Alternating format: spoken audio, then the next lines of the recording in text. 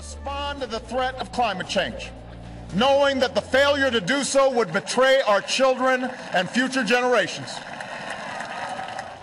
Welcome to the Journal Editorial Report. I'm Paul Gigot. That was President Obama in his inaugural address Monday, promising to make global warming a top priority in a second term. It's an issue that's sure to bring some fierce policy showdowns, the first of which may come over the Keystone XL oil pipeline, which has been under review since 2008. Governor Dave Heineman approved a revised route for the pipeline through Nebraska this week, the final hurdle to the project at the state level. And 53 senators, including 9 Democrats, sent a letter to the White House on Wednesday urging President Obama to expedite its approval. Joining the panel this week, Wall Street Journal Assistant Editorial Page Editor James Freeman, Senior Economics Writer Steve Moore, and Washington columnist Kim Strassel. So, Kim, where did that come from? I don't remember the climate change being something the president talked about a lot in the campaign, if at all. It's sort of a stealth issue. And now he didn't even wait for the State of the Union. It's in the inaugural address. So what's going on here politically? Look, I think some of us did think this was coming. Remember, this was a high priority of his back in 2008 when he campaigned, but they got beat up on it. They lost that fight in 2009, so they decided to put it aside and not talk about it in the election. Here we are, back with his promise. And what was more interesting, too, is not only did he make that promise, but you had someone like Barbara Boxer, who is the senator from California, a big climate person. She gave some details, too, about how they intend to pursue this. Namely, they're going to go through the EPA to do a big carbon regulation program, and they are also thinking of putting in place a carbon tax. Well, we'll talk a little bit about that. Steve, so is this really a regulatory agenda? Because I don't think cap and trade, the old program, can pass even a Democratic Senate. It couldn't the first time when they controlled everything.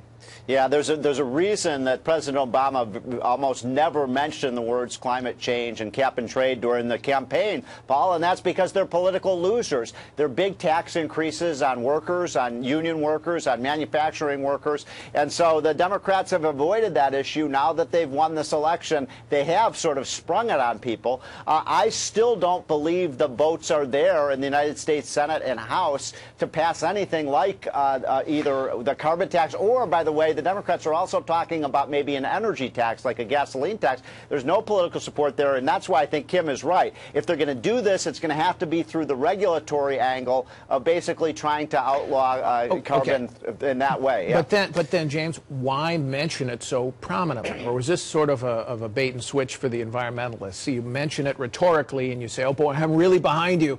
And then in policy terms, you don't give them anything. Well, there may be some bait and switch, but I think this is the key. If he doesn't need to get anything through the Congress, as the Potomac Watch column in Friday's Journal pointed out, Kim Strassel. So there's a lot of regulatory authority they think they have. A court decision a few years ago empowers them to regulate carbon. They think they're off to the races here. So this suggests to me that maybe the play is, with all of the business community expecting an approval of the Keystone Pipeline, the president might approve the pipeline, but then really ratchet down on the use of the oil going through that pipeline. And I think he might be able to say to environmentalists... But how does he do that? Because they're not going to build this thing if they don't think there's a lot of oil that's going to go through it. Well, certainly the people who want that oil are expecting a big market. But if he's at the end of that pipeline, once it goes out into the economy, if the president is severely restricting how it's used in transportation, in manufacturing, as Senator Boxer has said, I think he could say to environmentalists, look, the end user is going to get hit hard here. We're going to reduce this energy consumption, and maybe he goes ahead and provides those construction jobs with the pipeline. Is that Could I make a related point here, Paul, about the pipeline and carbon change? Because, you know, it's interesting. If you really care about global warming and you want to reduce carbon emissions, there is no question the most important thing America could do would be to transition towards natural gas, which we have a huge huge abundance of. It is cheap. It is abundant in the United States, and it does not emit very many carbons into the atmosphere. And yet the left is against that too. And we need pipelines to get the natural gas to the markets. That's because natural gas would take the place of coal, which is a much bigger carbon emitter, and especially in terms of utilities and electricity. Kim, is that the play what James Freeman was talking about, the trade of maybe get Keystone going, allow fracking to go ahead, but impose a carbon tax here, which would be potentially a huge revenue raiser? But if you start small on it, you still raise a lot of money, but over time you can ratchet that thing up.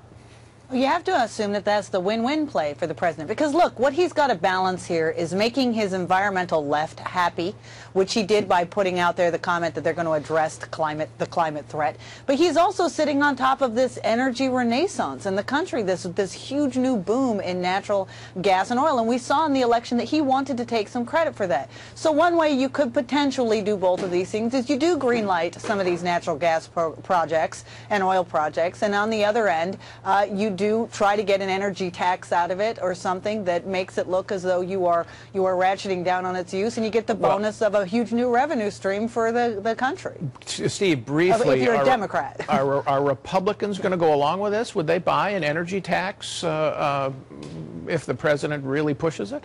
Oh, hell no. I don't think it gets any Republican votes. And look, you know, the president talks, he's going to talk in a State of the Union about we need more investment. We need more infrastructure in this country. Here we've got an infrastructure project. By the way, Paul, it doesn't cost the government virtually a dime. It's all private sector money, and yet they're upholding it. It makes no sense. All right. We sure hope he approves it. All right. Still ahead.